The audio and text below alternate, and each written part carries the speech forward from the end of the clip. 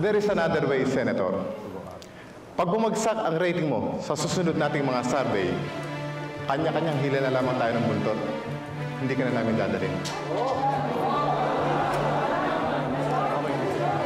Excuse me. Nothing confidential, Justine. Sa nangyaring meeting kanina ng Partido Nasyonal. Pinag-usapan lang ng partido ang mga Christmas activities namin. Hindi tulad ng kabilang partido. Nagkaroon nga sila ng maagang Christmas party, pero inilihim naman. So there's no truth about the rumor that your party is pressuring you to step down? Certainly not, Justine. Ang pagkakamali namin ay isang pagkakamaling hindi namin ginusto. But my party supports me all the way. Good to hear that, Senator. Mukha yatang napaaga ang pamimigay ninyo ngayong Pasko. Di po ba usually ginagawa niyo ito a week before Christmas? Yan ay si Iluminada at si Cristina. May gusto na mabigyan ng mga regalo ang mga street children around the area. May iba pa rin tradisyon ang aming pamilya na mamigay din ng mga regalo sa mga orphanage. That's good. Thank you, Senator. Well, thank you very much. Okay. Would you like to cover it? Yeah. Yeah, sure. Cheers!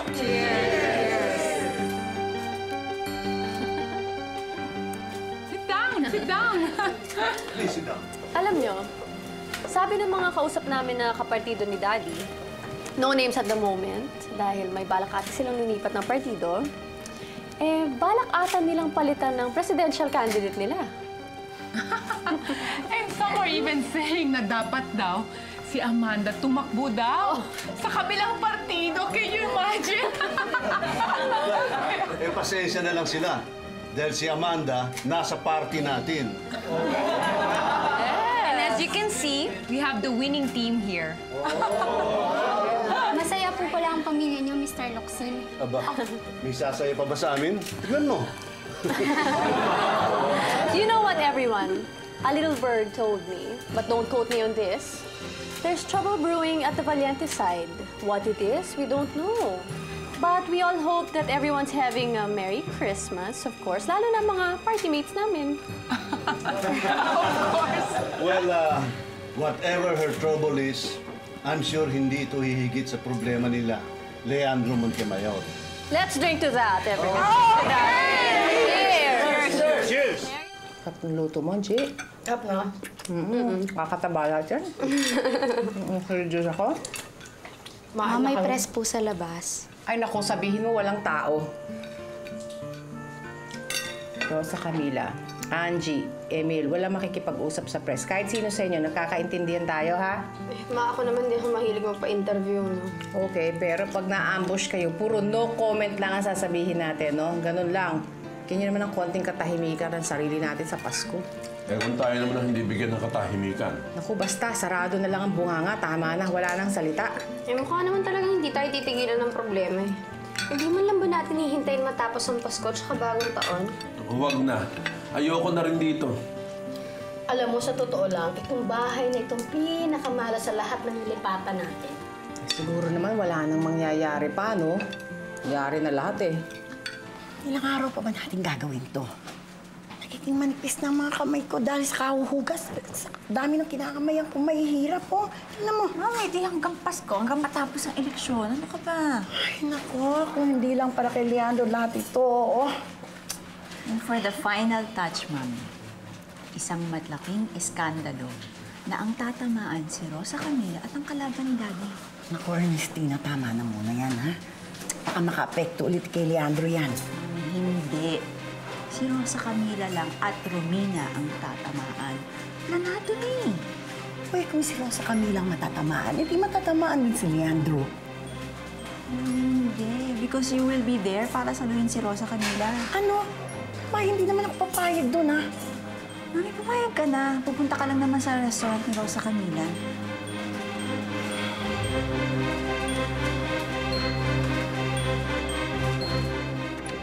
Phoebe! Phoebe! She left. Bakit ba? Ano bang problema mo? Nakuha ko na yung resulta ng paternity test ni Lester.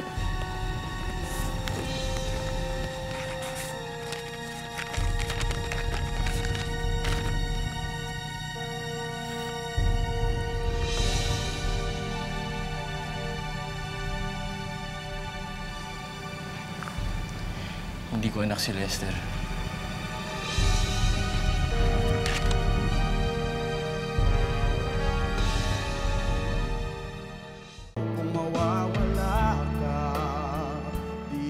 This better be important, Ernestina. Tandaan mo, magkalabang kampo pa rin tayo. Pero pare-pareho mga babae. Kahit kapatid ko si Rosa Camila, hindi ako sang-ayon sa ginagawa nila ni Carlito. Carlito? May ginagawa sila ni Carlito? Magkasama sila sa San Dionisio ng 1 linggo. Hindi totoo yan. Tanungin mo yung asawa mo.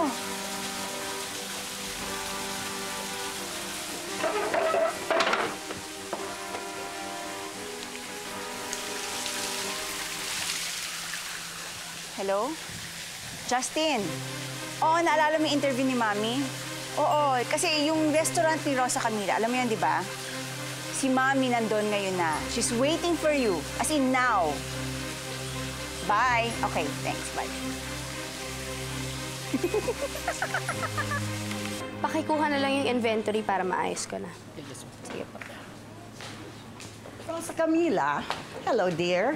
Hi, Tita Limonada. Gusto sana ako interview ni Emmy. But since we're in the area, pwede bang dito na lang ako ma-interview? Sige po, no problem. I'll just get you a table. Thank you, dear. Dito ho pa, okay na? Oh, this will be fine. Have a seat. You want something to drink? Coffee, probably. Sige po. Sila po. Coffee. Talagang malandi ka, hayop ng babae! Layuan mo si Rosa Camila! Layuan mo si Rosa Camila! Ha? Siya! Napakawalang hiya mo! Asan si Phoebe? Ewan ko po, Lola. She went somewhere and wala akong pakialam. Hindi mo hihiwalayan si Phoebe, Carlito. Oh yes, I will. I forbid it! Bakit na naman? Dahil sa pagtatakbo niyo na yan? Alam niyo, hirap na ako dyan dahil sa lintik na politikang yan. Lola! I just got a call. Si Phoebe ni-scandal si Rosa Camila sa restaurant ngayon. Phoebe, ano ba? Huwag naman dito, please. Pagsabihan mo yung girlfriend mo, talagang ayaw niyang tagtanan ng asawa ko. Alam mo ba sila magkasama sa San Dionisio? Oo, alam ko. Sinabi niya sa akin. Aksidente yung nangyari. At nagpapapaniwala ka naman! Ilayo ang babaeng to. Ilayo. Security, come on! Yan, papayag ka! Rosa Camila, nasaktan ka ba? Nasaktan ka ba, Ina? Hindi po, Tita. Okay lang po ako. Salamat. Emmy, stop the tape! Pinagtutulungan ninyo akong lahat! Tigilan mo na ang pagpapaawa mo sa iyong sarili, Phoebe. Alam na namin ang lahat. Mas kinakampihan niyo pa si Rosa Camila kaysa sa akin! Walang kinalaman dito si Rosa Camila! Phoebe, nakuha ko ng paternity test kay Lester. Ako nagpakuha nun. Hindi ko anak si Lester. Anak mo siya kay Gerald. Hindi totoo yan.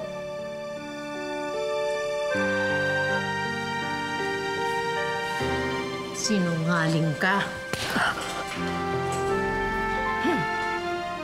Ay, nako. Mabuti na lang at nandun ako para matulungan si Rosa Camila. Nakasama man sa'yo ang anak mo na namang yan. Naisalba ko pa rin kahit papano. Yun namang si Emmy, sinabi ko na itigil na yung pag-cover sa amin. Ay, nako. Maraming salamat, Iluminada. Talagang ikaw lang pala ang maasahan ko. Talaga? Ano ba nangyayari dyan kay Rosa Camila? Magnet ba yan ng iskandalo? Naku, Leandro, gumawa ka na ng paraan para matigil na yan. Hindi mo sana dapat pinayagan na ma-on the air pa ito. Sinabihan ko na nga si Emmy na... Nako, sinungaling din pala ang batang yan. Hayaan mo, Iluminada. Bukas na bukas, kakausapin ko ang maginang yan. Ayoko maging pasakit sa akin ang apo mo. Huwag ka mag-alala doon, Tomas. Inaasikaso na namin yon. Kasi, Romina, lagi mo sinasabi na Mas malinis ang bakod mo kaysa sa amin. Are we competing with each other, Tomas? I don't know, Romina. Pero sabi mo, maaga pa. Maaari pang magkalaglagan.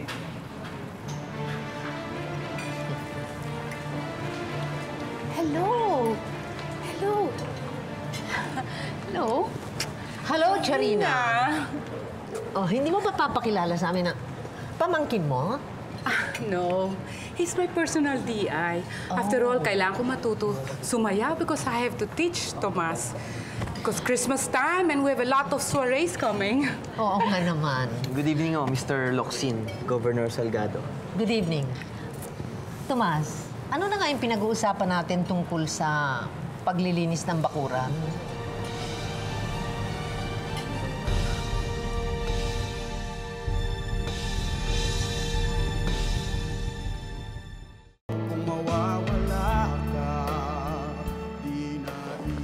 Dancing instructor? Alam mo ba, Charina? Para sa mga matrona lang yan? Actually, hindi naman talaga para sa akin yun. Para sa iyo. Kung para sa akin yun, dapat babae ang kinuha mo. Eh, papunta nga kami sa iyong partner, eh bigla mo kaming nakita.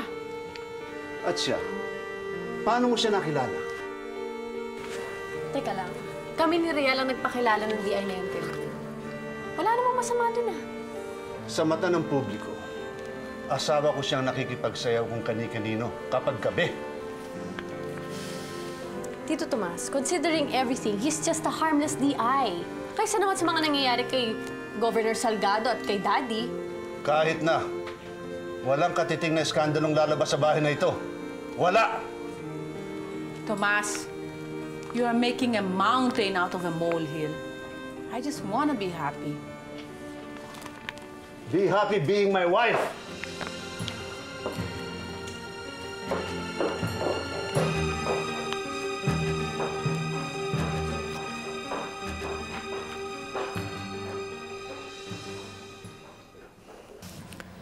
Walang mangyayaring hiwalayan sa inyo ng apo ko, Phoebe. Hindi ako papayag, Lola. After all, yan dinadala mong bata ngayon ay anak din ni Carlito, hindi ba? Ang unang anak na dinala ko ay kay Carlito. Hindi ko alam kung anong nangyari.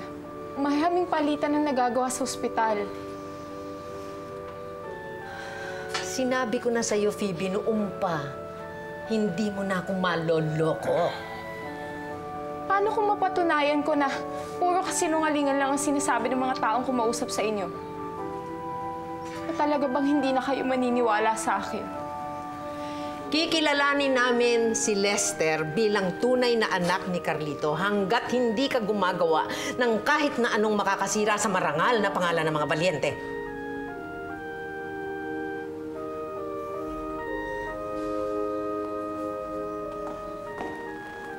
Paano po ako makakasigurado na hindi ako iiwan ng apo ninyo? May papangako ko sa iyo yun. Pero, huwag ka nang aasa pa na merong natitirang tao dito sa bahay na ito na maniniwala sa iyo. Ang iniisip ko na lang raw sa Camila, sinusunod mo ang iyong ina para wag matupad ang aking pangarap na maging presidente. Dad, hindi po totoo yan. Leandro, kahit ayaw ko, ni minsan hindi ko pinigilan ang ambisyon mo. Pero iniisip ko pa rin. At si Rosa Camila bilang butihing anak ay sinusunod ka. Pero sa kamalas-malasa naman, sunod-sunod ang masamang balita sa kanya. Pero hindi namin gusto ang nangyayari sa amin. Puro hindi kagustuhan. Sa dami ng hindi niyo kagustuhan, lalo akong lumulubog.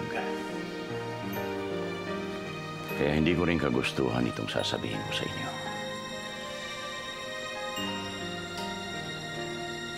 Mula ngayon, ay hindi na tayo magkikita.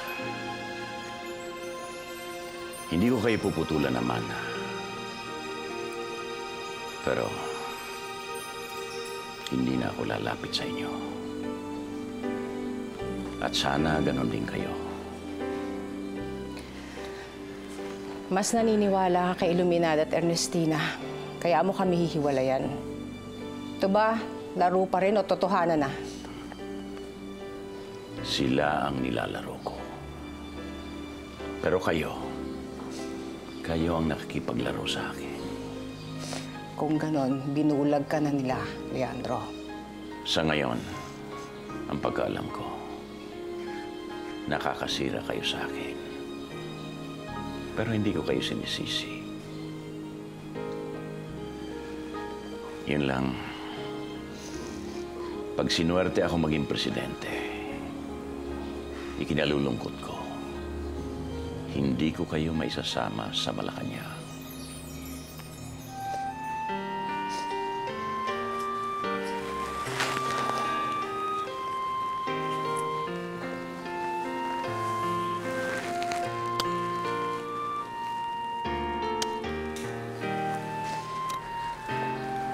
I'm sorry. Ito na ang huli nating pagkikita. But that's how the wind blows.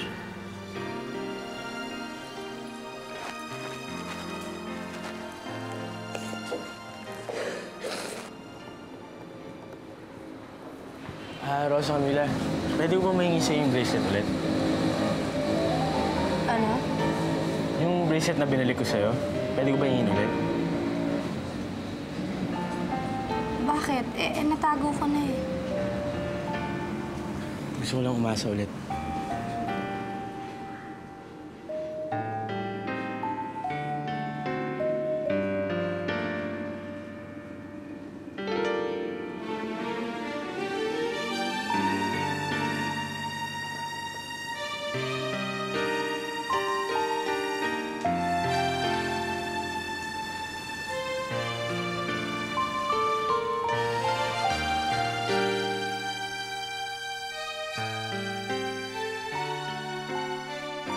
th anniversary pa lang po ninyo. Magpapakasal ulit kayo?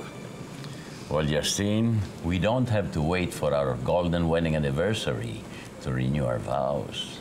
Kailan po ba ito magaganap?